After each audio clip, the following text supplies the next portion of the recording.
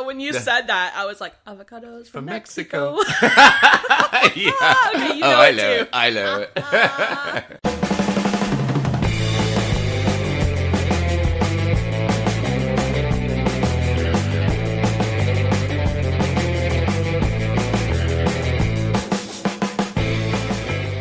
Hello, everybody, and welcome back to the Tether Radio Podcast, the only podcast keeping you from spiraling out into the infinite abyss.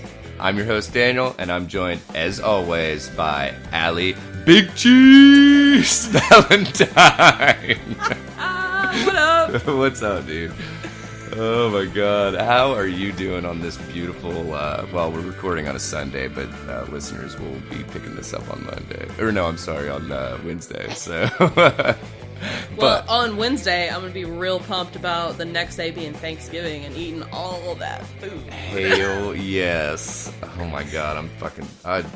seriously, I love Thanksgiving. I get so stoked. Some of us were talking about it at work, and a lot of people are just like, I don't know, I don't really care. And I'm like, what? Like, Thanksgiving's the best... It's a food holiday. It's a holiday literally centered around food. Well, I don't really like turkey. I'm like, you guys don't do sides? Sides are the whole point. Seriously. Like, my mom called Megan and I on, God, I think it was like last Monday, and was like, so we need to get a game plan going. Like, what are you guys making? What do we need to make? Yeah. Like, because my mom, like, anytime Megan always... obviously eats Thanksgiving with us, but excuse me, Joseph and Martha. Yeah. She always likes to incorporate, like, for instance, if Martha growing up always had like some dish. Sure, and she like wanted, have your favorite thing. Exactly, yeah. And so it's kind of cool though, because I always loved, I guess getting to experience something that like somebody else like had all through like their childhood and everything. But man, you know what I slept on until recently was sweet potato casserole. Oh, man. I never even tried it. I was like, well, I don't like sweet potatoes, like growing up. And a couple of years, like literally just a couple of years ago, I was like, I guess I should try that. What's wrong with me? It's so good. Dude, I'm telling you, let me give you, well, Megan needs to give you her, like, I'm assuming sweet potato fluff and sweet potato casserole. Pretty much the same thing, I think, yeah. Dude, holy shit. God. Like pecans and like brown sugar and marshmallows and like, dude, it is, well, it's basically a dessert. Oh, yeah. But as a side. Yeah. So. I try to remind myself, I try to unremember that Texas Roadhouse does a loaded sweet potato. Oh, no shit. It's basically a dessert. It's like a whole sweet potato, really and then there's, I think it's butter and brown sugar and maybe caramel sauce, and then there's marshmallows, and then they like, What? and then they like toast the marshmallows on top. Oh God, I might have to go get one of those. Yeah. It's so good. So yeah, there was something I was gonna bring up. Oh yeah. Do you know the difference between? And I actually like didn't look this up, which obviously shame on me. But yams versus sweet potatoes. Okay, I think it's kind of like squares versus rectangles. Like squares are rectangles, but rectangles are not squares. Yeah. Or wait, no, it would be. I don't think because rectangles, like the definition of a rectangle, two sides. Okay, wait, squares and quadrilaterals. Yeah, like squares follow. Yeah, but not all okay. quadrilaterals. Yeah, Yes. I think it's that. I think sweet potatoes are a kind of yam, but there's also different All varieties. scotches of are whiskey, but not all whiskeys Sure, are scotches. sure. But now you're speaking my language. There we go. That's a better analogy. Yeah. So since we're obviously on the subject of Turkey Day. roasted turkey, I have with me right now. Oh, I'm afraid. Yeah. Oh yeah. That's a good sound. That's a Pringles can. Let's get one more shake. Okay. Here we go. I'm about to pop the top, and the fun won't stop, y'all. But I am holding in my hand a limited edition Pringles can with the flavor of roasted turkey. I found it at the grocery store the other day. We talked about it on the podcast. Oh, yeah. That's what I'm talking about. Go ahead. Dig in. This feels very, like, I was, for a second, I was thinking we were recording a video, and I was, like, waiting on you to, like, put the label up to the camera, but we don't even have a camera. I don't know why I'm thinking that. Seriously, once we hit the Patreon next mark, we'll get a video camera. So they smell. Oops. They smell kind of like cat food. Yeah, a little bit. I'm not gonna lie. I definitely get like a pedigree. Yeah. All right, here we go. I'm not gonna lie. Underwhelming. I kind of like it, but it's kind of bland. Yeah, it's just like, I think it's just they're going on the power of suggestion that it's like, if we yell at you roasted turkey, then you're gonna taste roasted turkey. Yeah, like I might just think these were normal look. Pringles if you just gave me the chips. It honestly, you could do like a hickory smoke Maybe. flavor kind of thing or something. It's mostly just salty. Mm-hmm. They're not bad. Well, that fell flat. Sorry, listeners. But we should test more foods. I know, right? We should make this a little food corner. Seriously. Honestly, what we should do is we should do like the food tests and shit as like an Instagram video or something. Yeah. That's what we need to do. Yeah. All right, cool. So how was your week? Man, it was good. Yeah. I like deep cleaned my spare room last night, which is really exciting as like an adulty thing. Like I walked in there this morning. I use it to like get ready, and I use it as like a big closet. And like I'm trying to make like a reading corner in there. Yeah, it's just kind of where I hang out. And I walked in there this morning. And I was like, it's so organized. Like it's so nice.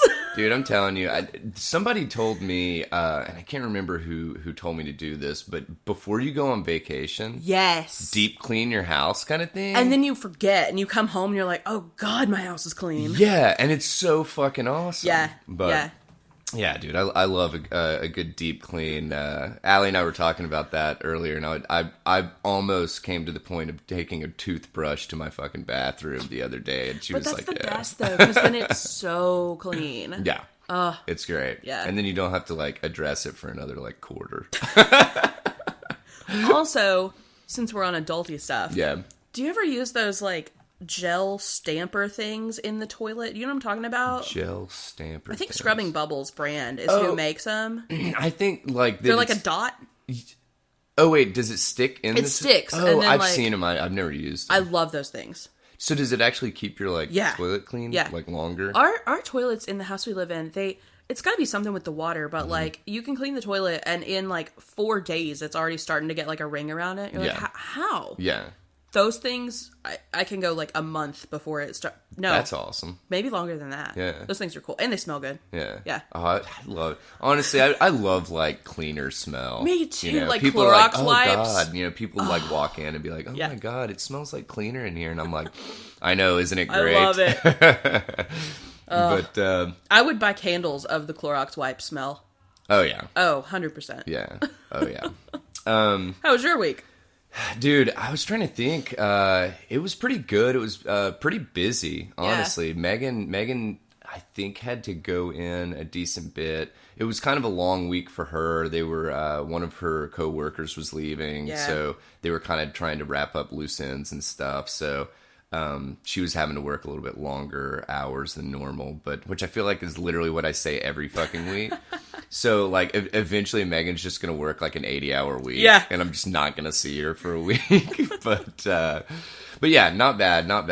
It was the thought of Thanksgiving that allowed me to get through the week kind of thing. But, anywho, well, let's kick this motherfucker off right. This is episode 76, and we're gonna get it going. So, where we want to start today? Let's talk about Tesla.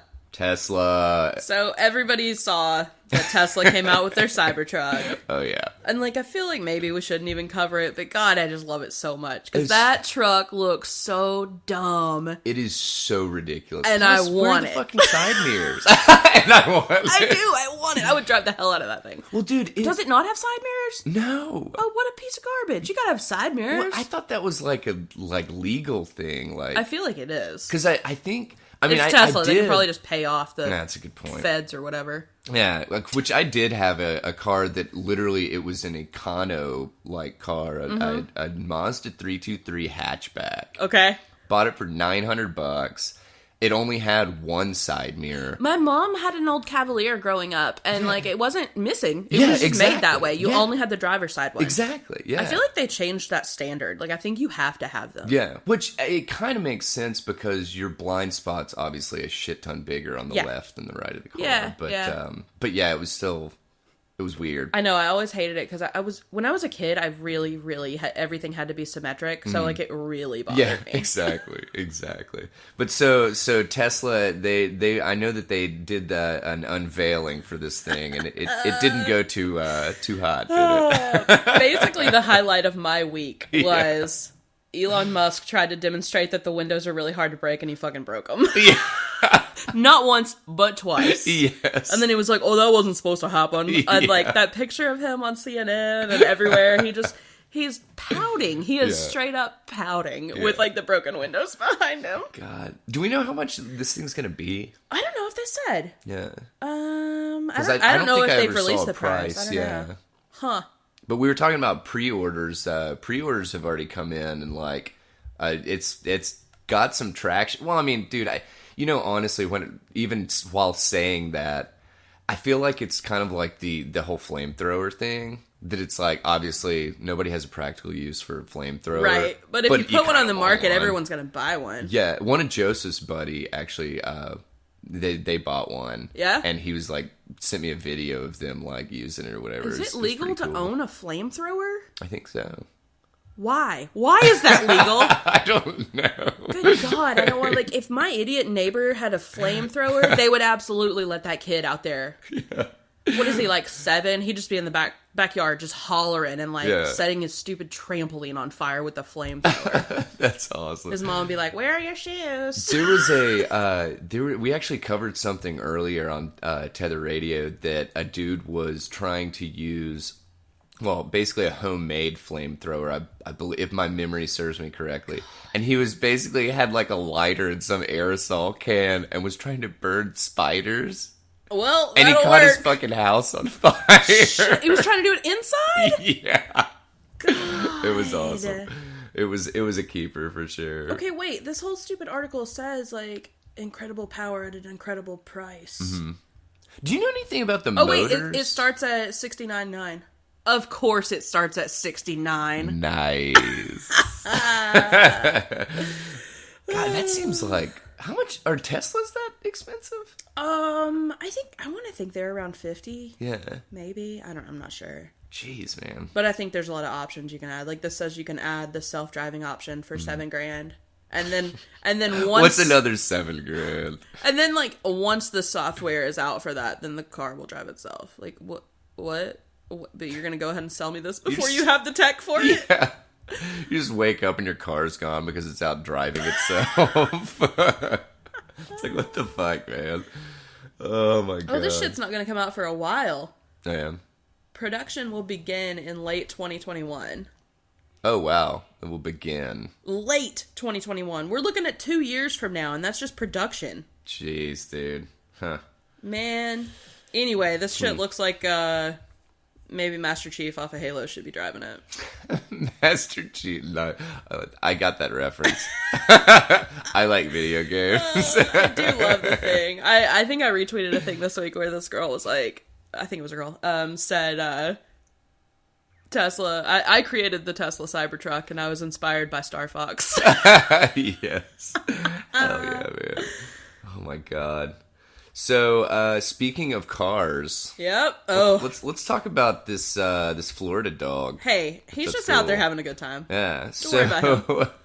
So I pulled this from CNN. A Florida dog put a car into reverse and drove it in circles for nearly an hour. What? So this Labrador Retriever, I believe, hops in the owner's car and accidentally knocks it into reverse, and I guess just sat in it and literally was just doing donuts in this car. He's like chasing his own tail, but in a car. I know, right? So, yeah. So this is the kind of the crazy thing. The dude left his car, was it? I think it was a guy. Anyway, the owner left the car running, and my question is like, I guess once they discovered that the dog had put it in gear, they didn't try it. Because, I mean, why would you leave your car running for an hour? Right? I mean... People are so dumb. But anyway, so... the lady that they interviewed for this article, Anne Sabol or something, out of Port Lucie, Florida. Yeah. Anyway, she said that her cul-de-sac is normally quiet or whatever, and I'm like, at first I saw somebody backing up, but then they kept going, and I'm like, okay, what are they doing? That's what she said to them. So finally, after like an hour, leading up to, the cops came, then the fire department shows up.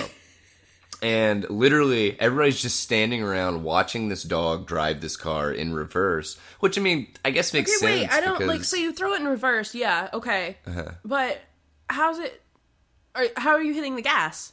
Well, I think that it was just, since it was level, like a cul-de-sac. Oh, so it was like rolling. Yeah, well, it's just like one of those things that if you put your car in gear and just take it off you don't have your foot on the brake, then it's just going to go. But anyway, so it hit some garbage cans and then eventually hit a mailbox and like, just fucking amazing. And the woman was quoted, the last quote for the article was, "They should give that thing a license." Oh, God. I was like, nice.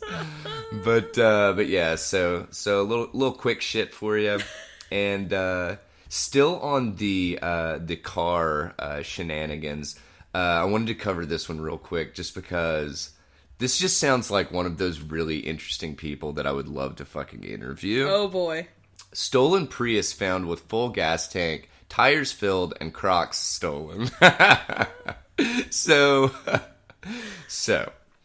this guy by the name of Glenn Cable, and he's 27 years old. So I was just trying to get like a mental image of like a 27-year-old that has a shit ton of Crocs and drives a Prius. Okay, but no, I think Crocs are almost like if there's a Visco girl, that implies there's a Visco guy, right? Oh, that would make sense. And I think whatever the Visco guy is, where's Quocks? Quocks. Fuck. Where's Crocs? Yeah. I'm picking up what you're putting down. Yeah, like I think they're, because I see kids out that look like frat boys or whatever, and they're wearing Crocs, and I'm like, bro. Dude. No, well, hell, I was talking to Joe down at the bar. Man, I was about to bring Joe up. He was like, Joe lives for Crocs. He was like, dude, I don't hate on those things. He loves them. He was like, I love mine. Oh, he embraces them. Yeah. He was like, dude, they have a strap like, on the back to stay on during sex. When you're going heels to Jesus. Oh my God. But so, anyway, Glenn woke up on Saturday to find his normal parking space empty. His 2016 Toyota Prius was gone. So he knew that something was afoot because his apartment complex doesn't tow cars, which that was a weird thing to add into this article. I'm like, what apartment complex doesn't tow cars? Dude, my old apartment complex. No shit. They didn't towed anybody. Really? Yeah.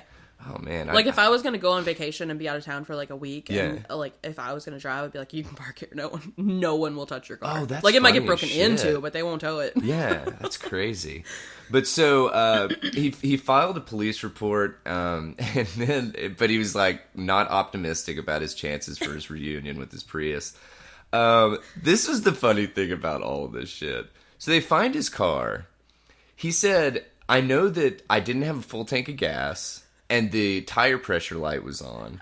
So shit, is this my car? Yeah. And so they find it, the full tank of gas, and they had apparently put like whatever air in the tires, but his car was like slightly dirty or whatever. And he was quoted saying, "My Prius has never drove better. I was hoping that I'd check my finances and they paid this month's car payment too." But this was like the thing that really got me about Mr. Cable. He said most of his belongings were still in the car, except for his glitter backpack, his bulky Halloween costume, a Freddie Mercury pop toy, and one of his prized possessions. The prized possessions? The Crocs. The Crocs. When you said glitter backpack, I thought you were going to say glitter Crocs. I was so pumped. No, he said, I'm most heartbroken that they stole my white Crocs. I have 3 pairs of Crocs. They were my favorite pair. If you know anyone with a pair of white Crocs and a great fashion sense, let the police know. I feel like if you have Crocs, you don't have a great fashion sense. I want to find this guy. I want to add him on Instagram. I want to creep on this guy's life. He was so upset. He immediately went to Rack Room Shoes to buy a new pair. Oh, yeah. Okay. He was quoted as saying, but they only had women's sizes. I may have to go to an official Crocs store to get me a new pair. I hope Crocs hears of this story and sends him some. I know. That'd be cool. No, that was the best part. Yeah? Just days after losing one of his prized possessions, Crocs delivered 4 pairs of shoes to Glenn Cable's home Thursday, including a new pair of white shoes to replace the lost ones. Oh, dude. And then they had on his white Crocs, "We back." Put on. Amazing. It's amazing, dude. Dude, But, I had an old acquaintance of mine who, before I even knew them, they had a car get stolen, and the police found it, and they were like, "Hey, some homeless drug addicts or something stole your car, but we found it, but it's whatever. But yeah, we want to tell you they have hepatitis, so you might want to get it professionally cleaned or whatever." And I was like, I don't know if legally they can tell you that these people had hepatitis. I feel like that's I think that's a HIPAA. Yeah, I think that's a HIPAA thing. Right? But they told them, and when they got the car back, they had left the brick in the back seat that they had broken the windows with. So we referred to the Hep C brick for years. The Hep C brick. Jesus, dude. Yeah, you can ride with me. Just move the Hep C brick over, and you can sit wherever. Oh my god, the Hep C brick. That's fucking awesome. God. Oh man. Well, I personally am very glad that Glenn Cable received. I like Glenn Cable. Glenn Cable seems like a good dude. This guy seems legit. So. Anyway, that was my other quick shit for show 76. I got one more little short one. What's up? South Dakota launched an ad campaign this week, an anti-drug thing. War on drugs, Yeah. And the campaign says in giant letters, "Meth, we're on it." And this has been everywhere. What? All of the news is just dunking on South Dakota being fools, because this is a $450,000 ad campaign. Yeah. That is dumb. No shit. How did that get approved? I don't know. How else would that be? I get what you're trying to say. Yeah. We're on. I know what you mean. Yeah. But are you stupid? Yeah. Look what it looks like. I think the answer is yes. Well. And all the headlines are yeah, they're making fun of this, but this is a deadly serious problem. Dude, people know meth is a bad problem. Yes, sure, but get a better. Oh God. The flyers. Okay, so the flyer that I had seen was just the silhouette of the state, and it said "Meth, we're on it." Yeah. They've got flyers of people that say "Meth, I'm on it." Oh my god. Dude, if I was this old farmer, I'd be like, you can't put that on my picture and post that as flyers. And there's some high school football players, and it says "Meth, we're on it." Oh no. The hell happened, man? Oh no. That's amazing, man. Oh, their governor's even using it as a hashtag. Jesus. What? Meth, I'm on it? Meth, we are on it. Oh my god. Incredible, dude. In-fucking-credible. Yeah. Alright, let's cruise into a little bit heavier stoof. Where are we gonna go from here? What do you have? I had a really weird one about a Navy veteran. He was found in his apartment, and after which they haven't gotten a toxicology report or anything back, but he was found in his apartment, and basically they decided that he had been there for 3 years. Dead for 3 years? Dead for 3 years. So this was really fucking weird. Where was this, like, location-wise? This was in Texas. I feel like the heat would get to you. Dude, this was just really... there's a lot... Well... I've got a lot of questions. Well, yeah, we'll go through this shit. We'll break it down. So they decided that... Or the Dallas County Medical Examiner's Office said in a statement, White had been dead, quote, for an extended period of time... up to when he was last known alive 3 years ago. So his mom last spoke with him in November of 2016. Okay. Okay. And he was a defense contractor, and he like traveled the world a whole lot. Okay. And basically, how old was he? 54. Okay. I believe. Okay. Yeah, 54. So he wanted to stick around until the 2016 presidential election to vote, and then he was going to the Philippines. Okay. Now, I'm assuming for business, you know, Okay. And he had bought a home at that point in the Philippines. So he had sold his previous home and basically was living in this apartment as like an interim, whatever, living space kind of thing. Yeah. So, he was divorced, so, you know, single dude, he had kids, but they were grown, and so out of the house and everything. Yeah. And so his mom tried to contact him, because normally she spoke with him, like, on the regular, you know, like, weekly. Yeah. So she hadn't heard from him, whatever, in November of 2016, and then February of 2017...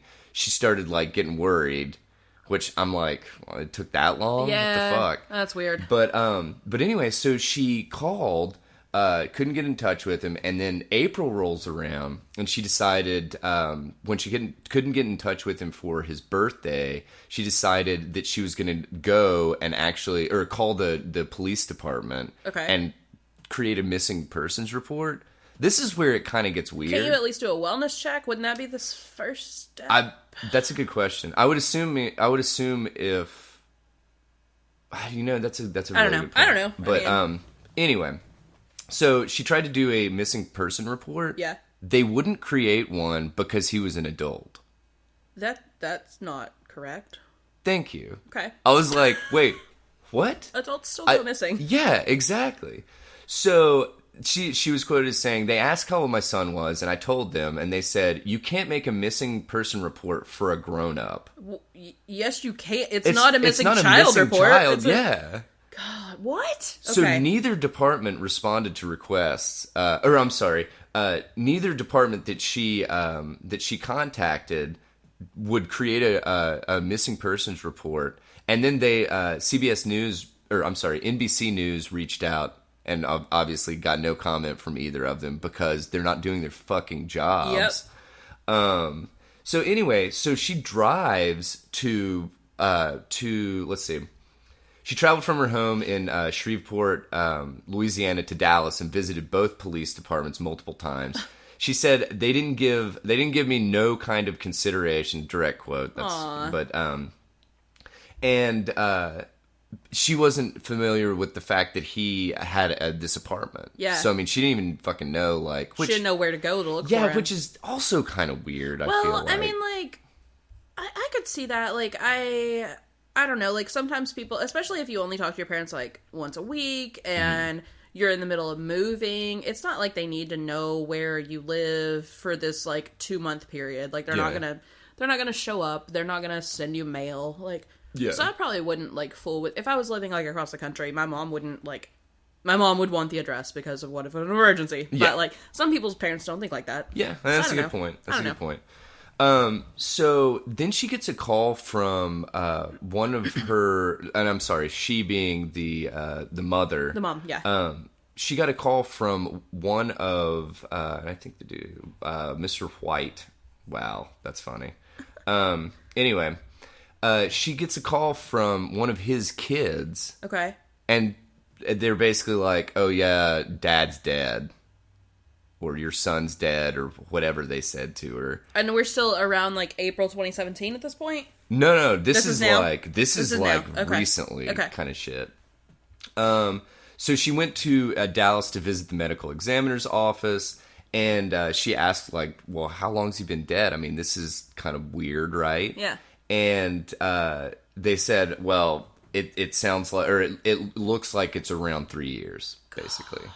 And they don't know the cause of death yet because basically toxicology reports and the autopsy stuff can take up to 90 days to get results and stuff like that. But, dude, it was weird because all of his shit was, like, set up as, like, auto pay. Uh-huh. For, like, accounts and stuff. But I feel like in 3 years, either this dude was sitting on a fucking small fortune, or, like, how is everything so automatic that it's like, so is he still getting paid? You know, I mean, there's so many questions as to, like, how did this not... you know what I'm saying? Like... Also, I feel like we just missed 2.5 years in this story. Oh, yeah, they 100% so, like, I want to know, jumped through. Did the mom just give up in April 2017 and just not do much more? So she did try to pool money with the other family members to try to get a private investigator to look into it and stuff, but apparently she couldn't get anybody to, like, help out or whatever, and she was living on a fixed income, and so didn't have the cheese to toss toward something like that. Okay, and also what? How did the landlord doesn't ever, like, you don't ever have a bug guy come in? Dude, that was how they ended up finding him. Is they were the apartment service whatever people were quoted as saying, our maintenance personnel discovered his body when they identified and responded to a service issue at his apartment. We are cooperating with the police as they investigate this incident. Dude, my last apartment, the one I lived in by myself, like, the maintenance people came all the damn time. Yeah. They came and changed the air filter. Yeah. And this place was a shithole. Yeah. They came and, like, they would have to turn off my water to fix somebody else's problem. Yeah. So, like, sometimes I couldn't shower, and I'm like, I have to work, you idiots. Yeah. Anyway, but, like, they're always, I would say on a slow month, they're in once a month. Yeah. I mean, there's just a shit ton of, and you have a very valid point that it's like, we basically get up to about April of 2017. Yeah. And then the story just drops off. Yeah. I'll give her a couple months in regards to the, trying to pool money for a PI. Yeah, but I don't... But past that, dude, it's like, then what? Then you... Which, I mean, I guess she didn't have any leads and I guess stuff, once you've already gone to the police to try to report a missing person and they tell you can't, I guess you're kind of stuck. Yeah. There's just... Well, so anyway, she said that she doesn't believe her son died of natural causes, which... That's a sad case, man. Yeah, super fucking sad. Yeah. And it's just... I was absolutely fucking beside myself that a police department would not create a missing persons report.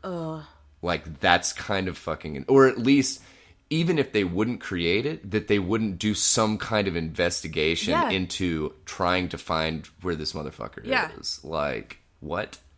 But... Man. Anyway, that's pretty much all we got on that one. But just a really, really bizarre story. A weird story. Yeah. But... Also, he didn't smell? See, and that's the other thing. I mean, I feel like... adjacent apartment you hear that renters or whatever. You hear that happening a lot. Exactly. Which and this is terrible. I'm not laughing at this, but like you get to the like Reddit comments and stuff, and people are like, "Dude, I want to know what kind of like air filtration system they have, because I want that. If you can have a person in there dead for 3 years and nobody's complaining of the smell, But like, anyway. You obviously don't have the paper thin walls that my old apartments always had. Exactly. Like, I could hear when a neighbor like coughed, or like if a neighbor smoked weed, I knew they were smoking weed right then. You know? Like, for sure. Jeez. But super cute. Yeah. But I'm probably trying to keep an eye out and see if anything develops. But I'm sure they'll drop this story completely and whatever. But it was also kind of weird that he had the whatever position that he had in the government or whatever. What was it? God. What was he? He was a God, what was he? a defense contractor. So, I mean, obviously I'm I don't want to put on my conspiracy theorist hat, but that's just kind of weird, right? Yeah, it's weird. But anyway. Also, the moral is Jeffrey Epstein didn't kill himself. Yes. Nice. Somebody on Twitter said they went to a wedding a couple weeks ago, and the groom said that during his vows. That's fucking amazing. Jim just started doing their sign off with that. I love it. Or at least they did it on the last one. It was really funny. Oh, I love it. So anyway, what do you got for us, man? I got a kind of interesting one a little bit. A Baskin-Robbins spoon helped cops find the suspect in 2 1997 sexual assaults. What? I kind of mentioned this, not this one, but this concept a few weeks ago. This shit happens all the time, and it doesn't make the news, but, like, if you are really deep into crime news, like my weird ass, then, I mean, this is happening on the daily, which is awesome. Yeah. But, police arrested and filed felony charges against a 59-year-old man in connection with 2 sexual assaults that took place in 97. Yeah. Police officers have had samples of the suspect's DNA for more than 22 years, but he wasn't identified because they just matched each case. They weren't anywhere else. Yeah, yeah. But a relative had an interest in genealogy. Dude, this is some bizarre shit, I man. love it, though. Yeah, like, it's pretty crazy. I don't care about my own ancestry. Like, that just doesn't interest me, but Well, other than, like, literally, like, a coffee conversation, what relevance is it? I don't know. You know? I don't know. I'd like, fine if you care, but, like, I don't care. Yeah. I don't know. But, I think this is awesome, and I might submit my DNA just to have it out there, just to maybe catch any weird-ass criminals in my family, right? Oh my god! Like, I'm on the other end of this. Like, I don't care about if your they want to pay genealogy. me, I might do it. But Sure. I just have a problem paying. Yeah. Them, you know. But if no, it was I free, I would have already submitted my stuff. Yeah, like yeah. just to, if I Which I don't if I could just let understand. them have it, I don't want my results. Do you guys just want to throw my DNA in your system? Yeah. I might shoot an email to him, see if they'll take it. But so yeah, like he some relative of his did one of those. Oh my online god, genealogy tinfoil hat ones. time. Yeah. What if you did that and got framed for a crime? Ooh. Okay, I did kind of think about that when I was trying this. So, they got DNA from both the victims at the time, and they knew it was the same man in both cases, but his DNA wasn't, out there for anything else. But he had a relative use a genealogy site, and police found that his DNA was closely related to that sample. So the cops then started surveilling him, and they grabbed a spoon that he threw away from a Baskin-Robbins ice cream, and they got his DNA from it. What? Totally legal, man. That's fucking crazy. It's legal. I mean, that's pretty fucking cool. Honestly, It's really cool. The tech is amazing. It's very Law and Order. Yeah, it really is, man. But totally is. this ABC News article that I was reading this on, they talked about people's concerns about this being an invasion of privacy for the people that voluntarily submit their DNA to ancestry companies. I say fuck them. How about don't rape or murder anyone? You don't have to worry about your DNA matching any open cases. But yeah, there's always the, like, what if you get framed? Yeah. So yeah, I see that side. Yeah.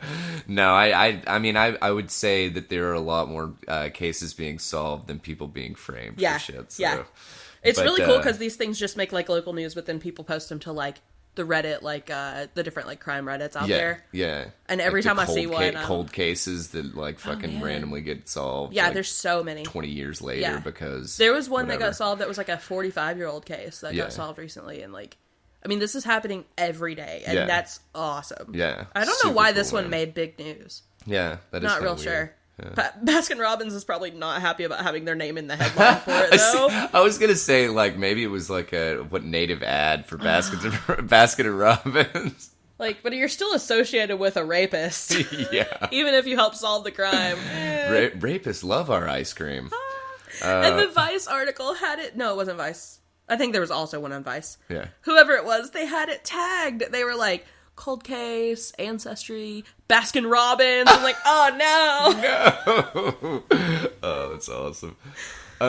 Well, staying on the same vein of just kind of cool tech coming out with medical stuff, I pulled this one. I was like super giddy about it because I just love medical tech. Yeah.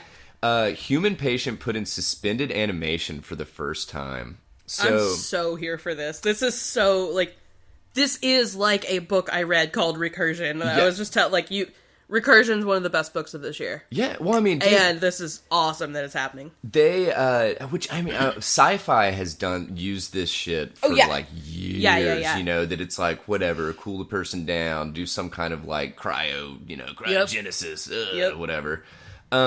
Dude, now it's, like... It's happening. Legitimately being studied. And they were able to, let's see, doctors have successfully placed humans in suspended animation for the first time in a trial that could have an enormous influence on the future of emergency room surgery. So they're calling it emergency preservation and resuscitation, or EPR for short. Yeah. And it was at the University of Maryland Medical Center. And so they were studying patients with acute trauma, like stab wounds or gunshots. And basically, these patients would normally have a survival rate of less than 5%. With EPR, they're able to rapidly cool the body down by replacing blood with ice-cold saline. The heart stops beating and brain activity almost completely stops. I would like to know how much blood has to be replaced with saline. Yeah, that's a good point. Because, so everybody, the whole problem with all of this is the fact that if your brain is not getting oxygen and your metabolism is still what it normally is, then brain damage normally occurs, and I think they said in five minutes. That sounds right. Something along those lines. Yeah. The human brain can survive for around 5 minutes without oxygen before damage occurs. But using EPR, a surgical team has 2 hours to work on a patient's injuries before they're warmed up and their heart is restarted. Their heart is restarted. God. Like, what in the fuck, man? This is like, this is so cool. But yeah, so the crazier thing about all of this is the fact that 2 hours might not be the fucking limit. Yeah. That's just where they've gotten it at this point. Yeah. They're thinking that they'll be able to actually keep people under for longer than 2 hours and not cause any kind of brain damage. I mean, I feel like this tech right here might be what eventually lets people be like cryogenically like preserved. Yeah. I mean, what if you opt into this and you're like, bring me back in 50 years? Yeah. You know, I mean... It's like flash freezing frozen items kind of thing. That's why those DiGiorno pizzas are so damn good. But man, this is some cool shit. Yeah, that's neat. I do have to say. And the best part is it's not fucking happening in some third world country. Yeah. It's happening in fucking Maryland. Yes. So... I'm sorry, just Maryland. Not fucking Maryland. Just normal type. Just normal Maryland. But yeah, so that's your little medical tech update for episode 76, man. But all right, so where are we going to head from here? Man, this is apropos of nothing, but Marie Kondo. Do you know who she is? Do you know anything about her? I actually do not. Okay. Yeah. She has a few books, and she had one that really blew up this year called The Life-Changing Magic of Tidying Up. Dude, I think I've actually heard of the book. Probably because it's everywhere. It's like on end caps at Target, and it's all over the place. Yeah, okay. And she got a Netflix show. Yes. Yeah. She got a Netflix show from it. That's how I know her. So her whole thing is, like, the catchphrase is spark joy. Uh-huh. So, like, I was like, this article sparks joy for me. So her whole thing was get rid of shit that doesn't spark joy in your life. Uh-huh. Like, which, okay, like, in theory, I like that. Like, that's cool and stuff. But, like, also, like, I need, like... Brillo pads, and they don't really spark joy. I don't get fucking stoked to right? do dishes. Like, so I don't know. I get the concept, but anyway, she's been like really embracing that and everything, and now she's opened a shop online where she's selling you bullshit that you don't need. That is amazing. And here are some highlights from the store. Yeah, there's a $24 crumb brush. Wait, a crumb brush? Yeah.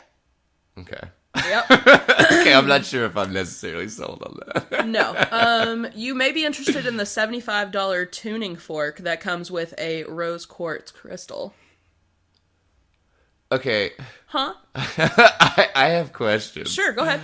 My question is, what the fuck are you doing with the tuning fork unless, like, your business is tuning shit? Like, I feel like if you already have, say, a piano, you probably have a tuning fork, right?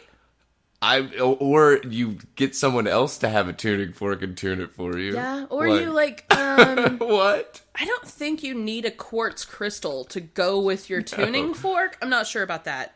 There are room shoes that are $206. That they're the concept of your slippers, but they're, like, nice leather. All right, yeah. And this is too bougie for me, man. It's so bougie. There's a compost box that sits on top of your counter, and it's $175 to literally put your rotting food in. But the other thing is why would I thought compost stuff always went outside because it does, stinky. but you keep a little box inside. It's like a chamber pot. Like you use your chamber pot overnight, and then you throw it out in the morning. Oh my god! I no wonder you guys haven't invited Megan and I over. You don't know about the chamber pot? You guys still use chamber pots at your house?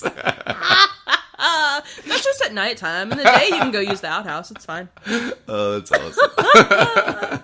That's hilarious, man. So yeah, like there's all these people that are super into the KonMari method, and like minimalism is super trendy, and now we're selling you shit. God, this felt very Fight Club to me. Like the whole like work a job you hate to buy shit you don't need. Yeah. But there's people defending it and saying, you know, the products in her store are all things that could spark joy for people. And okay, fine, sure. Yeah. I don't think a crumb brush is going to spark joy in very many people. No. But to each their own. Jeez, dude, that's crazy. That is super crazy. And man, she got dunked on all over Twitter this week. Like, really? I love it. I originally saw this because one of the hosts of Reply All tweeted something about it. And I was like, wait, what? And then I looked into it and it was real. That's awesome. Oh my god. All right, rock and roll. Yeah.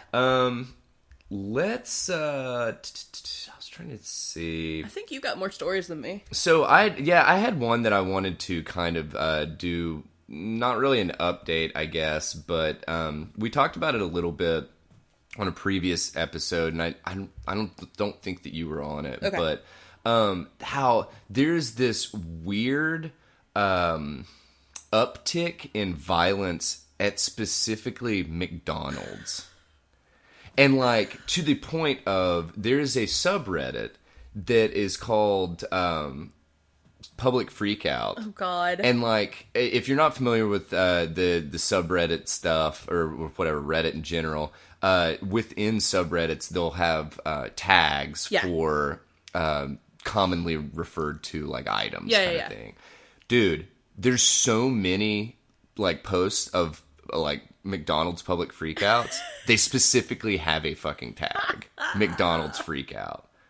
And by the way, did you see that somebody shot somebody over Popeyes being out of the chicken sandwich? That was the other thing. They were like, there's only 2 restaurants that have specific tags, and the other's Popeyes. The other one's fucking Popeyes. It's because of this chicken sandwich lately. Dude, I'm telling you, this chicken. Have you had it yet? I'm afraid of it. What if I love it and then I go buy a gun to shoot somebody just in case they're out of it next time I go? I don't trust myself enough with the chicken sandwich. I don't trust it. I'm afraid of the power of the chicken sandwich. But dude, so just a couple different instances that have happened in McDonald's. Someone was beaten with a wet floor sign. I know. Sorry. Like, that's awful, sure. Dude. But also, imagine the sound. Flap, flap, flap. Yeah. Plus, it's like... Give me my barbecue sauce. Flap. Hey, there's only 4 nuggets. I ordered a 5 count. But someone else was pulled, or a drive-through worker was pulled out the fucking window and beaten. I mean... I was like, what? I'm thinking of the tiny windows at Arby's, and I'm like, oh, that couldn't happen at Arby's. Yeah, seriously. My shoulders would not go through an Arby's window. Dude, no. The food barely does. Yeah, My God. But, and then we actually covered one on the podcast. This lady basically was served like cold French fries or something. Yeah. Goes out and gets a fucking gun Jesus. and comes back and is like holds the people like hostage or whatever. Some people should not be firearm owners. Yeah, I'm not going to argue that point. But no, it was just like some wild shit. Yeah. And the crazy part about all this is the fact that they're having a lawsuit brought against them, and it's specifically a Chicago McDonald's, which doesn't really surprise me that much. Crime rate in Chicago is fucking doing crazy. bad. Yeah. Yeah. But their complaint is that basically their franchises disregard worker safety by keeping stores open late into the night, and this was kind of weird, by remodeling its stores in a way that leaves workers more vulnerable to assault. So that was my reaction at first. Maybe more of like the open concept looks and Well, stuff. it was the difference between like a place that has one counter and then you have to go through a door versus a split counter that people can just go. Oh, do you see what I'm saying? Okay, yeah. But yeah, I mean, so apparently McDonald's had launched this like multi-billion-dollar revamp of their stores, and they've currently hit like 1,500 of them, and they're remodeling them like this or whatever. That in this, like you said, almost like an open concept kind of thing. Yeah. But the crazy shit is. An average of 20 calls are made to 911 each day from McDonald's stores in Chicago. Holy shit. 20 a fucking day, dude. Holy shit. So I think there's... Chicago's a big city, but like how many McDonald's can there be? Yeah. Well, not only that, but it's like... 20? We're just talking about... So, I mean, like, taking a step back from this...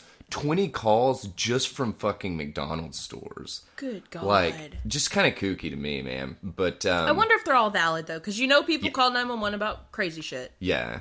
Which we were talking about, or, God, maybe I was having this conversation in my head. Sorry. Did we talk about this, or did I just mean to? Did I talk to me about this? The thing that, oh my God, now I fucking lost my train of thought.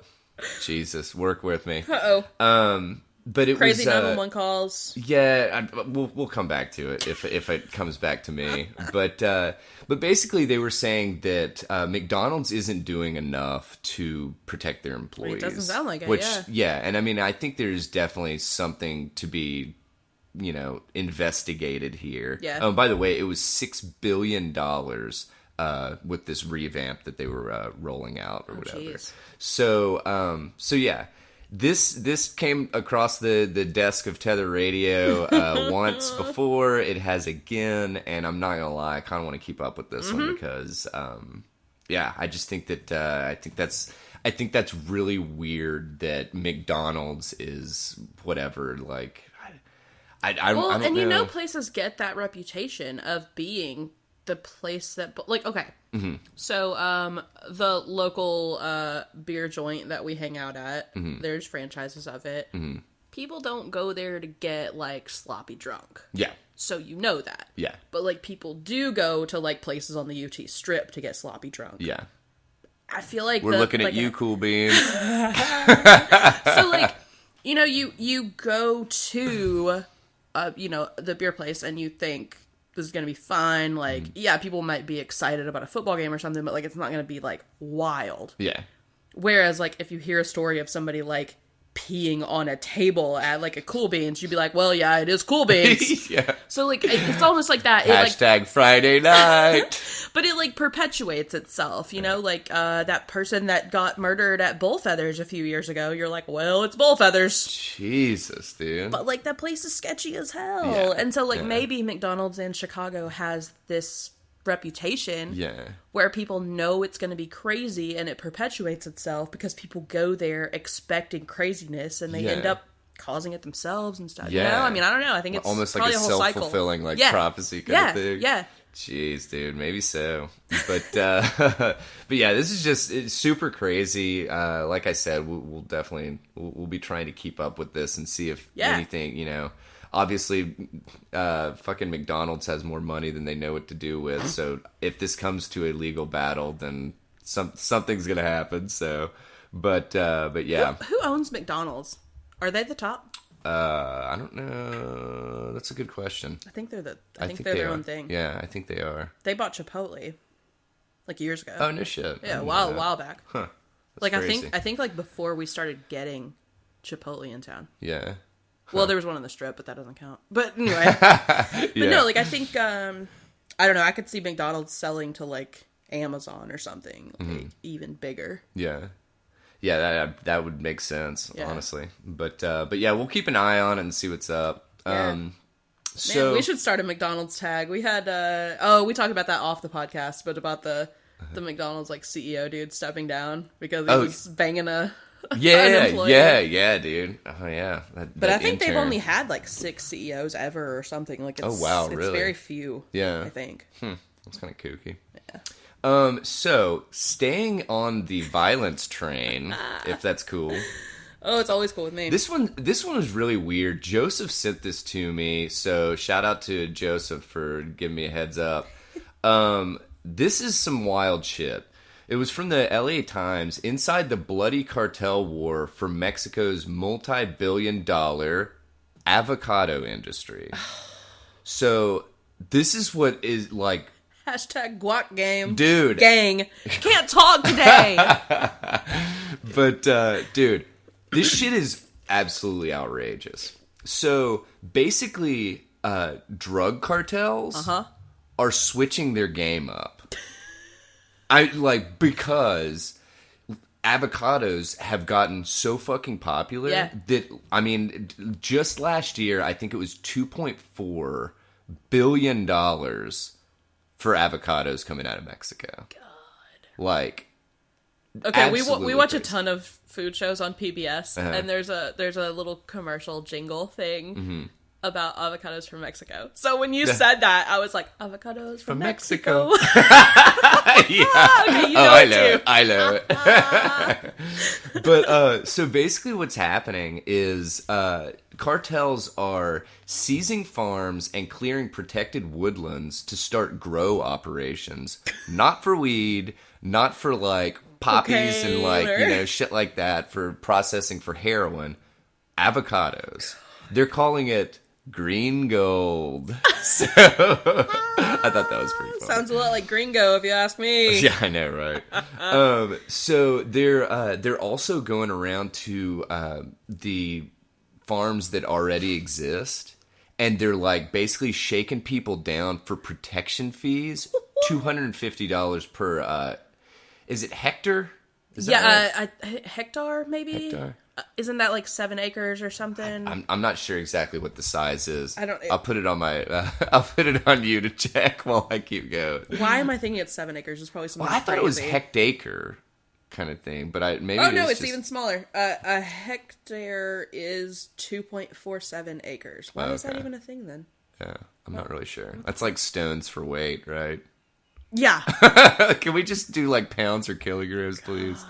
But anyway. So it's gotten to a point to where it's so fucking bad that the trade associations are creating vigilante armies to combat the cartels. And they were talking about literally building guard towers in these fucking avocado groves. Wow. Whatever. It's like, dude, it's super kooky. But also, that's the future of crops. Like, once like climate change keeps going and shit, and we can't grow anything, dude, food's gonna get wild. Well, yeah, I mean, it was like that fucking that book that Jesse let me borrow, The Forever War. Yeah. As they, by the way, definitely would recommend it for any like sci-fi nerds out there. It's really fucking good. I can't remember the author, but the name of the book's the Forever War. Yeah. So in the book, they basically went from using money as a currency to calories as a currency. Oh, God. Yeah, it was really fucking cool. Wow. But, well, terrifying and cool at the same time. But. Anyway, I'll just be over here clinging to my Nutella jar. Yeah, right.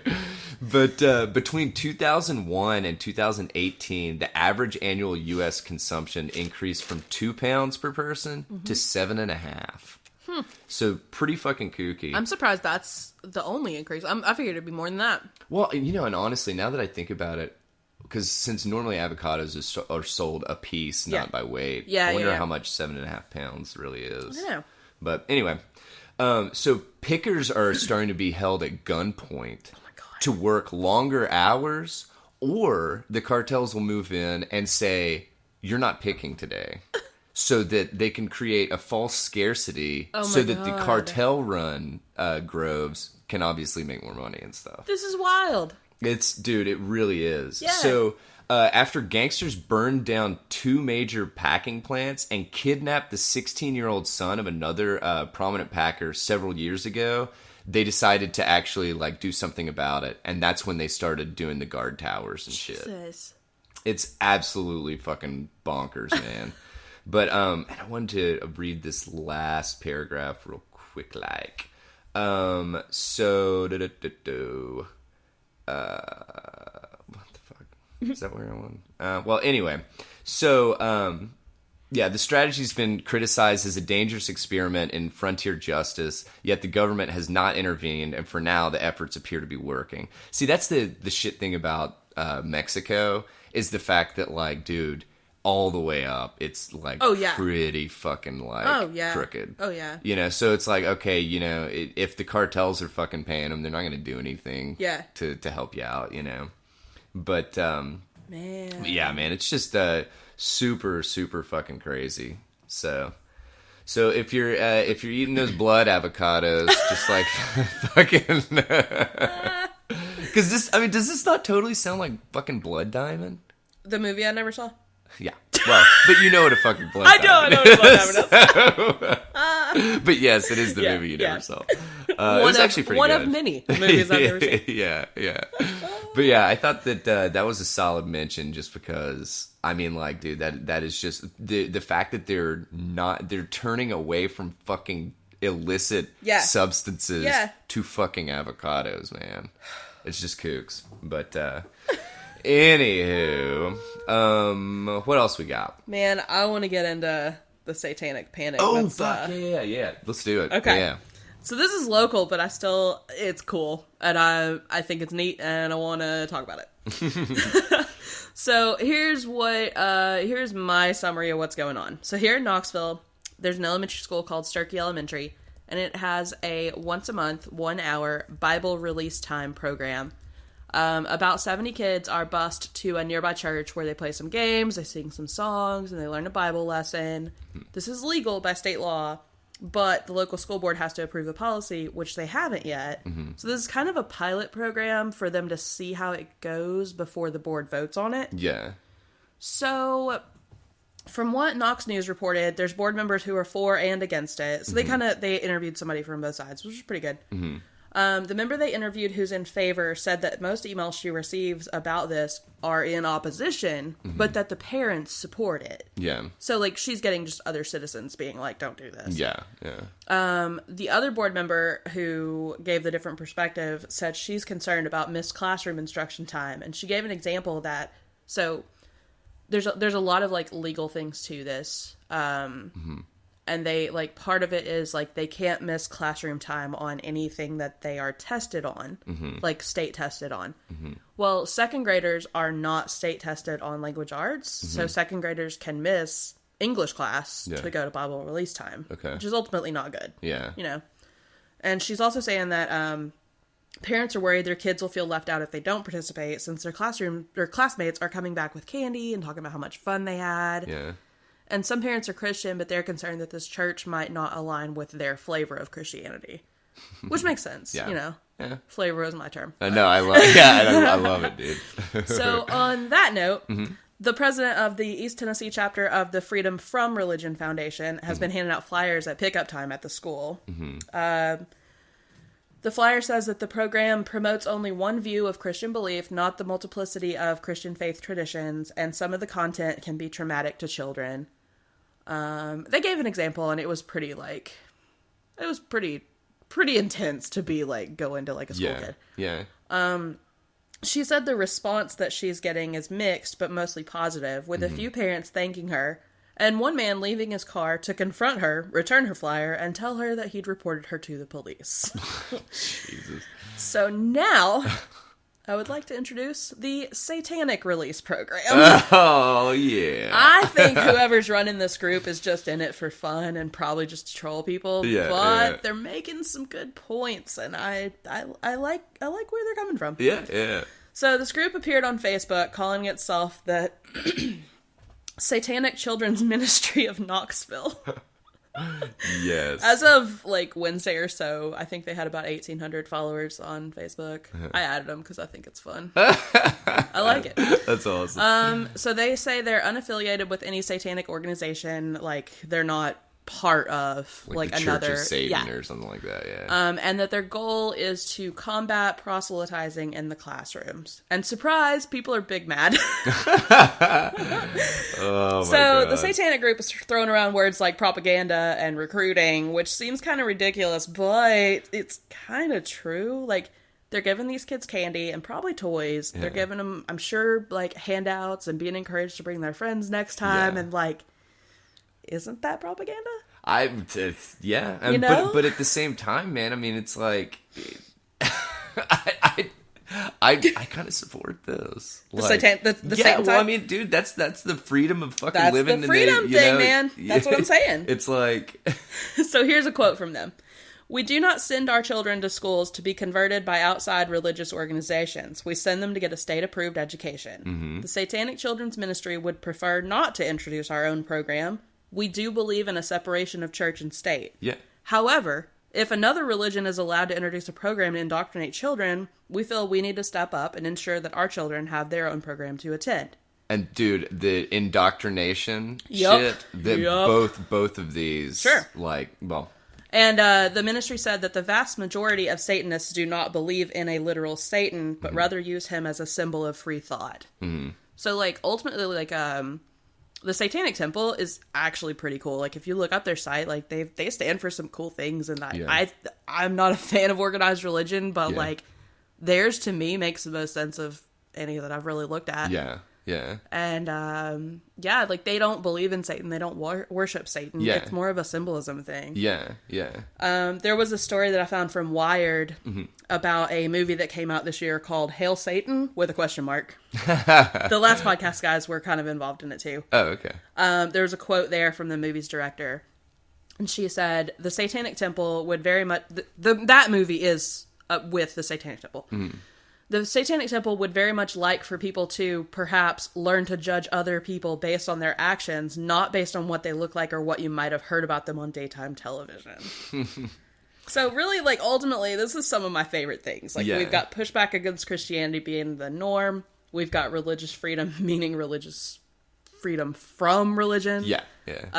We're trolling fools, but we're also making a solid point. Dude, that's the thing that's, like, kind of fascinating to me about all this stuff. Yeah. Is literally, I feel like if they chose a different symbol... Mm-hmm. Oh, yeah. You know what I'm saying? And, and it's so stupid because, dude, a symbol symbol means nothing until you give it meaning.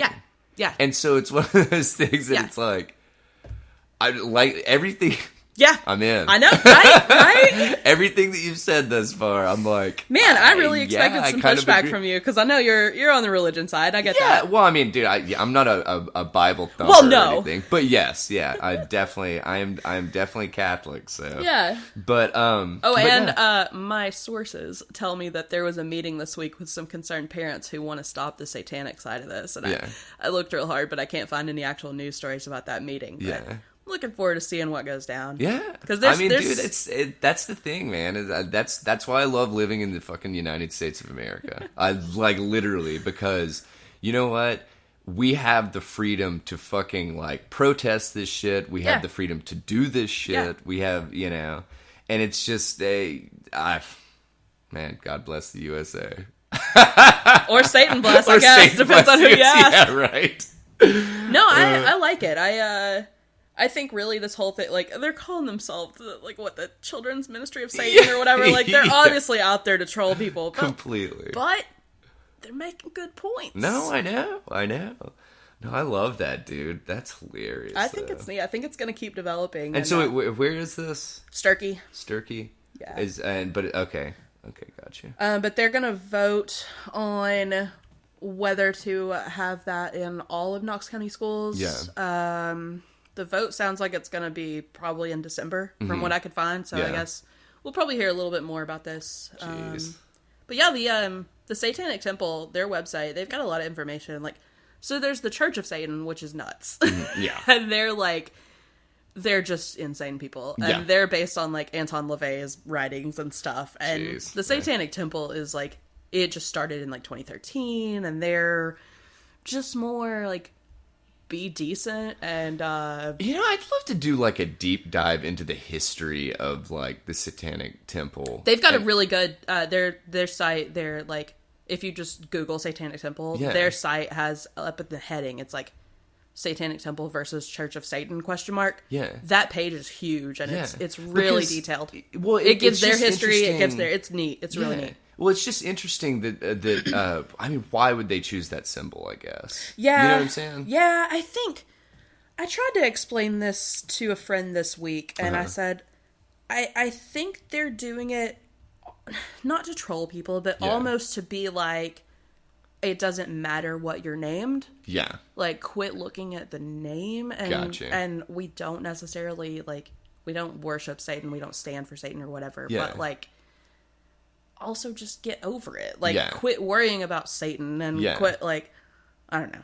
Yeah. That's, I mean, dude, honestly, in my opinion, religion is absolutely fascinating. Yes. Because it can create so much good and so much good and so many terrible fucking things. Yeah. At the same time. Yeah. Like, I think there's a lot of good to be had from religion, but there's a lot of people that just fall in that and just, they think that their way is the only way. And like literal, like, interpretations of the Bible and stuff. It's like, dude, it was written by a human. Yeah. Like, it's flawed. I had somebody lecture me freshman year of college. She was super Christian, and she was like, and I was really church going at the time. Yeah. And she found out I had a tattoo, and she was like, "Oh, the Bible says you can't get tattoos." And I was like, "If you're talking about Leviticus, what was that voice? Leviticus. Leviticus, yeah. That like, it also says you can't pierce your ears, which your ears are pierced. You dumb idiot. Yeah. And is this like falling under the, like, your body is a sacred temple kind of thing? No, this was the weird, like, part of it said, like, don't wear blended fabrics. And I'm like, I know your jeans have stretch in them. Sit the fuck down. Like, I just came right back at her. Nobody wants a dumpy pair of jeans, man. No, but it was Old Testament, and it was like, I think it was like, don't eat shellfish and stuff was in that. Like, it was very, like, there are religions that follow that, but she was Baptist, and you don't even believe in that. Shut up. Yeah, that's fucking bizarre, dude. Yeah. But no, that's hilarious though. I hope something is written about this meeting or whatever. I hope it goes on. I'm gonna keep my ear to the ground with the kind of spies I've got in this too, and see what I can find out. Oh my god, that's awesome. Yeah. So I did want to kind of do an additional follow up to the DoorDash stuff, which I don't know. I don't think you weren't on this one. I don't think we've covered DoorDash since I've been here. Yeah. So Joseph and I covered it. They were kind of in hot water about basically they have a trying to think of what it was referred to as.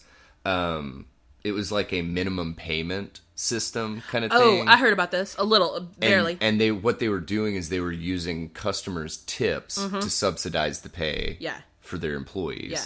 And which is super fucked. Yep. And basically, in my opinion, I still don't understand, like, for instance, Papa John's has a delivery fee. Yeah, but it doesn't go to the driver. It does not go to the driver. Like, what's the concept? Well, why does it go? Where does it go? And the other thing is like, fucking Papa John's, they just, like, have a thing that you toss on your own car. Yeah. And so you're using your own car, and you're not getting paid for using your own car. Well, actually, I I did randomly talk to the Papa John's delivery dude about it because we were talking about how what was it? It was he was talking about how you get to clock out. You get to clock into a different pay scale when you're doing deliveries. Okay. Kind of so thing. you're getting paid more to cover a little gas bit and mileage. more. Yeah, okay. it's like they bump you up from like whatever $5 or $6 or $7 an hour to like $10 an hour or something like. So I believe, and obviously, if anybody's more familiar with this than I am, please let us know because I'd be fascinated to know the business structure kind of shit. So really, they might be using that delivery fee to pay That's the driver, actually, yeah, technically. But yes. it doesn't go straight to the driver. It goes Correct. to them, and they okay. Now, DoorDash, on the other hand, right. Was not doing that. Yeah. DoorDash was basically saying, okay, we're going to pay you a minimum of $10 an hour, and I'm just using an arbitrary number. And then basically what happens is if somebody tips you $4, then DoorDash is only responsible for paying $6. See, that sucks. Oh, it's super fucked, yeah. man. But in my opinion, tipping should be abolished. So tipping is such a mess. Because I was talking, Joseph and I, which we definitely have differing opinions on tipping. Sure. But Joseph's like, was telling a story about like a coffee place that he went to, and like, literally, he got like a black coffee. And then, like, they flip the thing around, and it's like, whatever, asking how much you want to tip. Yeah. And it's like, well, do I really need to tip someone for pouring a cup of coffee? Dude, like, I went to this is relevant. Yeah. I went to Cheesecake Factory yesterday because Jesse wanted a slice of cheesecake, and we've got way too many cheesecake gift cards. I don't know. Have we told you about that? Yeah, he's like, I think, like $150. We have like $100. I think it's 100, okay. but like we have a stack what the fuck? of. So I ran by to get it, and like I ordered it online, thinking they'd bring it to my car. But like, I don't know what I did, but I still opted in where I had to go in and get it, and I'm like, well, why did I even order it online? Yeah. But they like when they like it was 2 pieces of cheesecake. They literally just handed to me, and I tipped $4. And I like got in my car to leave, and I was like, why the fuck did I tip $4? Yeah. For what? Yeah. For what? Well, and that's the thing, like, that's why I love, like, traveling abroad, because they don't tip? Dude, it's like, especially when we went to Korea, it's offensive to tip. Yeah, yeah. Like, as in, like, people will look at you like you're fucking spitting at them if you try to tip. Yeah. And I like that, because, honestly, businesses should be fucking responsible for paying their employees. Yeah. You know? And because, let's be honest, guys, it's just one of these things that, like, it's not like that money that they're saving is going to the fucking employees. No. You know? Yeah. It's like, it just gives a bigger fucking, you know, whatever bonus for the fucking, you know, execs. But I hate stuff like that, because you never know if you have to tip, like... Yeah. Or, like, what's, like... You know, like, what's the norm? Yeah, because Megan and I were talking about tipping for something, and I cannot remember for the life of me what the hell it was. But I was like, well, you know, do you tip for that? Like, am I gonna, like, whatever? Yeah. Piss somebody off because I didn't tip? Yeah. But it, you know, it was just like weird. getting a tattoo. Like, you're expected to tip. Yeah. But like, it doesn't say anywhere like you're expected to tip. But that's just like, you just know. Actually, it's just I think it was. That it? I think that's Probably. exactly what it was. Probably. Because But then you're always like, well, how much do I tip? And do I tip like my I have a half sleeve that took several trips. Yeah. And like, do I keep tipping you 20% every time? I guess. I don't know. Like, and I really liked the girl, and I wanted tips, so I kept doing it. But like, and I think that's really what it comes down to. Is it's like, did the person perform the job well, and did they do it like, you know? For instance, dude, I have no problem tipping the hairdresser that does my hair or whatever that I haven't seen in fucking like way too long. Yeah, Jesus, I look like fucking Ted Kaczynski or something. But anyway, I don't smell like soured milk, so that's the plus side. Been working on that manifesto though. Yeah, right. But no, it's one of those things that it's like, well, she makes it a pleasant trip. Yeah. It's like she asks about my kid, and I don't even see her that often, like kind of thing. Of course I'm going to tip her, but it's like, okay, somebody's a dickhead to you at like some whatever, like a Starbucks like barista or something. And it's like, well, I'm not going to tip you because you're making it seem like this. I'm inconveniencing you by placing my order. Yeah, and like I tip pretty standardly. I mean, I tip pretty well everywhere too, but I never tip at Starbucks, just ever. Yeah. And they are so friendly to me, and like they know me by name, they know my order, like at several different Starbucks in town. Yeah. And they know I don't tip, but they still seem to really like me. Yeah. I don't get it. The tip is that smile, Allie. I guess. Oh man, but so kind of getting back to the DoorDash fiasco. Right. So they the DC Attorney General Carl Racine, I believe is how it's pronounced. He's suing DoorDash over its tipping model that his office called deceptive, which, in my opinion, sounds like it is. Completely seems like it's deceptive. Racine is seeking to recover millions of dollars in tips from the company and impose civil penalties. Under the previous model, tips through DoorDash allegedly were used to offset workers' guaranteed minimum pay in a way Racine's office claims was not clear to the customer, which it wasn't. Yeah. And they actually had, I think they had they had like a little screenshot on here, and it's literally, it is called a Dasher tip.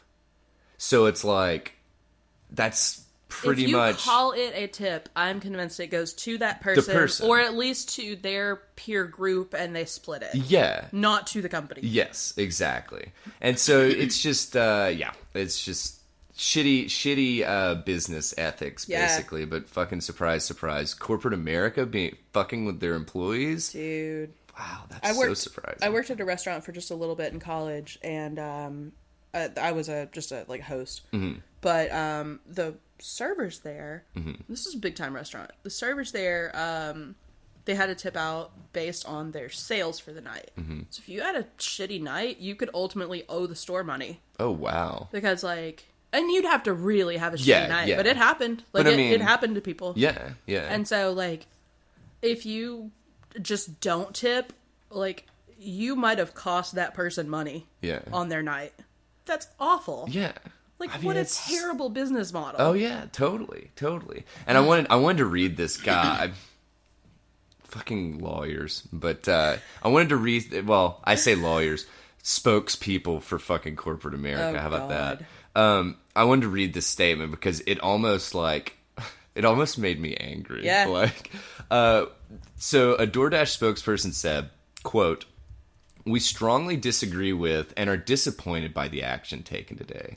Transparency is of paramount importance, which is why we publicly disclosed how our previous pay model worked in communications specifically created for Dashers, consumers, and the general public starting in 2017.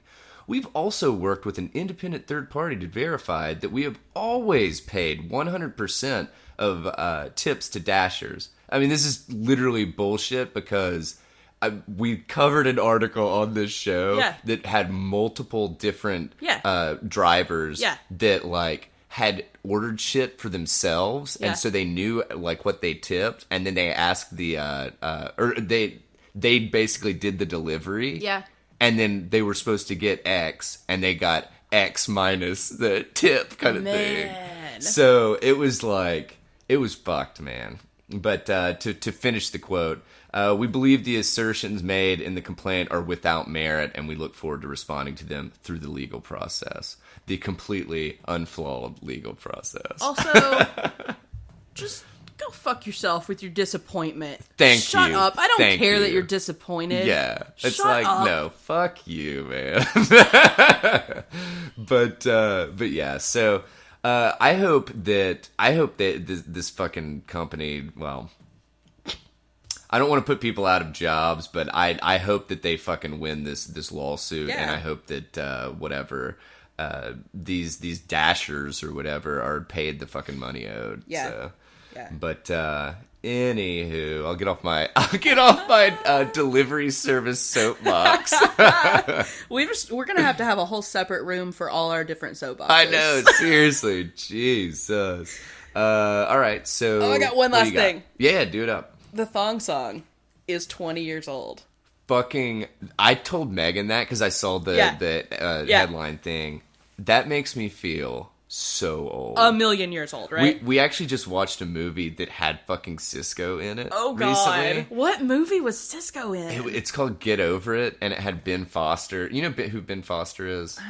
Probably. I don't know. I think he was made famous by famous. Barely take that with famous. yeah. Yeah. Because the funny thing is he's been in some really fucking good movies. Yeah. But I think he got his start on the Disney Channel. Sure. A show called Flash Forward, I think it was called. Because I used to watch it, and I just remember I remember seeing him on that. But Get Over It sounds like it would be a good sequel name for Bring It On. yeah, no shit. Like, I know Bring It On had a sequel, Yeah, but... yeah. We brought it. Bringing it again. So, here's Cisco... Okay, wait, time out. Wait, back up. Hold up. I'm telling my own self time out. Apparently the thong song is maybe having a renaissance in Australia. Dude, I'm telling you, the what? Aussies, man. The Aussie, I love Australia. Yeah. Oh God, I love it. It is just a land of like just fucking craziness. I think everyone's insane, but probably like the fun insane. Yeah, you know exactly. Yeah. So, but this guy I think it was a guy that wrote this article was saying this is the only time that sorry to cut you off. This is the only time that I can say this. They're just a bunch of cheeky cunts. Anyways, so the Australians are like I think they said some show has like they use the thong song as like their intro music or some shit. Like now, like currently. That's amazing. I don't know. So, I wonder if Australia's like Tennessee, or Australia is to the U.S. as like Tennessee is to like L.A. Yeah. That like shit just gets here like 6 months later. Not 20 years later. Yeah, that's it. That's a good point. It's a fucking long distance. But yeah, there's like book releases and stuff that like a book will come out and everybody's super pumped about it, but it doesn't print or ship to Australia until like 6 months later. That's a whole thing. That sucks, man. Okay, so this guy like decided that since the thong song was having its like 20th anniversary or whatever, that he would interview Cisco. So he did. That's awesome. So he basically just asked Cisco like how the song came to exist. Yeah. And I was gonna try to summarize this, but it's such a damn good quote. I'm just gonna read it. Do it. It's a little bit long, so hold on here. All right. So Cisco. I went on a date with this young lady, and after the date, I'm hanging out. I'm getting to second base. Next thing, she takes off whatever clothes she had on. And for the first time in my life, I saw a thong, or what was expressed to me as a thong. I didn't know what it was. All I knew was that it was glorious. I was at a loss for words. I was like, what? What is this? What is that? What is this? And she was like, you know, like a G-string, a thong. And I was like, ow, it's called a thong? Pretty much, I don't even remember what happened for the rest of that night because I could not wait to get back, you know, like around my friends and tell them of this glorious material that I had witnessed. That is amazing, dude. Isn't that such a good quote? Oh my god. Also, Cisco seems extremely likable. Dude, no, he seems like a super, super likable dude. Yeah. So then, apparently, like, he told all his friends and they were all like, what? Mind and they, like, blown. immediately left to, like, go try to, like, pick up women. That is hilarious. Yeah. So one of his friends reports back to him a little while later, days, weeks, whatever, and mentioned a girl, and he was like, guess what she gave me? And he was like, I don't, like, he's thinking it was like a gift, right? He's like, I don't know. He said, that thong, the thong. So his friend said it. Yeah. And Cisco had that stuck in his head, and every time he thought about it, he cracked up. Dude, that is amazing. Because I also, every time I think about it, I crack up. Dumps like a truck. Get the fuck out of here. Oh my god. Literally, all listeners need to revisit the fucking thong song. Dude. Because it holds up, man. It does. It's I listened to it last night a few times. Yeah, exactly. And apparently, like, it starts out with violins, which I totally forgot. And then when I heard it, I was like, oh, yeah, right, sure. Yeah. And they got a violinist and some other weird ass instrument, like a cellist or something, and they like eventually like went on to like work on like Star Wars soundtracks and shit. Like they got like big time people. Oh, that's awesome. Yeah, like it was pretty neat. This was a pretty neat article. Yeah. It's on Vice. If you just search Vice thong song, there's That's awesome. Oh, man. And also, I do have to, because I was about to say, hey, we'll put it in show notes. So, for anybody that has been looking at show notes, we're sorry. We're sorry. I am currently working on redoing those so that not only are they up to date, but they're organized a little bit better. So we'll get there. We will get there shortly. So yeah, but dude, that is just mind boggling. It was such a good, and also I think Cisco might think he's a little more of an icon than I think he is. Yeah, because he was like. He was really talking about how everyone loves the thong song. Which, okay, sure, everybody loves the thong song, but, like, if they're at your concert, of course they're there for thong song.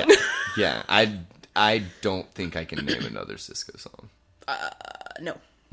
No. And he was kind of talking about that whole album being, like, a masterpiece and how it was, what do you say, like, it's complex simplicity? I was like, Cisco, sit down. Yeah, you need to reel it in, bro. Also, I've never said Cisco sit down. I don't think in my life. That's a new one. Pump the brakes, Cisco. Come on, man. Oh, that's fucking awesome, man. Oh, I love it. Cool. Well, I'm looking at the time, and I think that we are there. We are there. We are rapping with the thong song. So, yeah. So. Let us know what you thought about the show. This has been episode 76 of the Tether Radio podcast. Now, if you want to reach out and let us know of some fun shit that you came across and want to hear Allie and I jabber on about it, we'd love to do that. So shoot us an email at tetherradio@gmail.com. That is TETHERRADIO@gmail.com. We are on Twitter also at Tether_radio. Instagram, same damn thing, at Tether_radio. And we are also on Zuckerberg's Facebook. Tether Radio, one word. We also have, and I need to add this to the social media spreadsheet stuff, but we also have a Tether Radio After Dark group. Yeah. That Allie has put together and wrapped it up in a little bow. We're gonna start trying to post and be a little more active in there. We would love to have any activity from listeners and stuff. Let us know what you think, man. We are always getting feedback from people, and it just helps us to make a better show moving forward. So I love it. Yeah, so this has been Tether Radio, episode 76. I'm Daniel. I'm Allie. And we are thanking you for lending an ear or both ears, depending on which what kind of headset you're working with, for about an hour and a half. And yeah, we hope that you guys have a fantastic Thanksgiving, and looking forward to talking next week. Have a good one, friendos. Bye.